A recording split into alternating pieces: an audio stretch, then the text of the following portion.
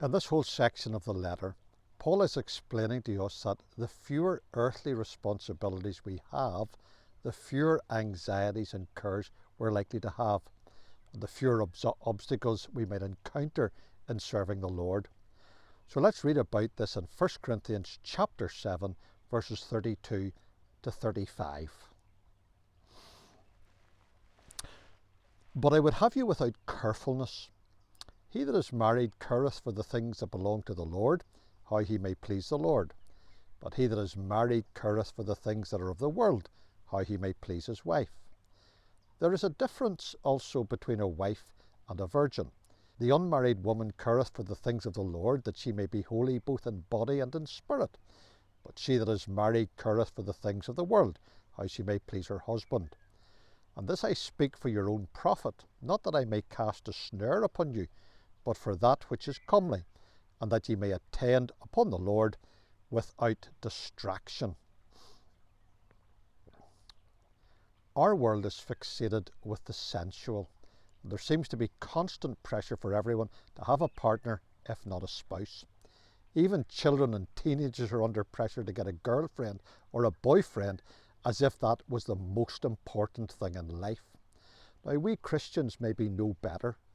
I've noticed the number of young teenage Christians who are going out, as we would say in Northern Ireland. They haven't finished school, some of them can't even drive, they have no employment, they are in no position to set up home, and yet they're anxious to have a boyfriend or a girlfriend to occupy their prime years before they have even set their direction in life. And we as parents seem anxious that above all things our children get a spouse. Okay, that's the end of my rant for the moment. The Apostle Paul, however, has a different priority for us to consider, that ye may attend upon the Lord without distraction, is what he writes in verse 35. What he's talking about is serving the Lord free from domestic distractions. And he understands what he's talking about because that was the course in life that he chose. He did not consider his unmarriedness to be pitied.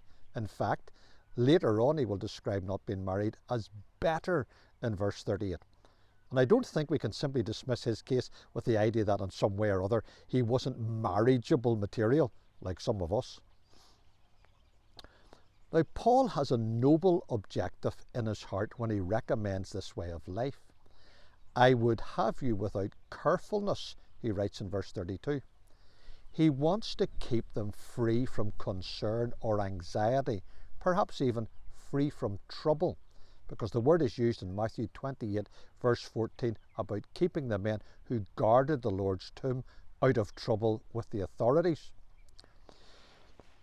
Now, given what Paul has already written about the duty of married couples to each other, he now writes about the reality. He that is married careth for the things that are of the world, how he may please his wife, verse 33. And he writes similarly about wives in verse 34. Now, he's not saying it is wrong or sinful. He's just pointing out the fact of the matter, that they have to occupy themselves more with passing things. In verse 31, he writes about the fashion of this world passing away.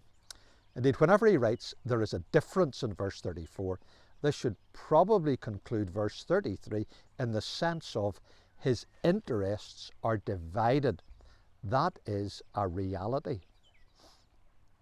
Now, in contrast, he that is unmarried careth for the things that belong to the Lord, verse 32, and similarly again in verse 34.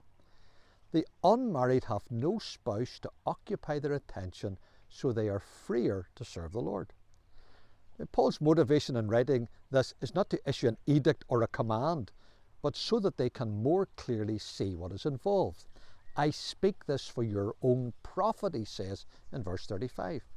His objective is that our service for God will be conducted in the best way.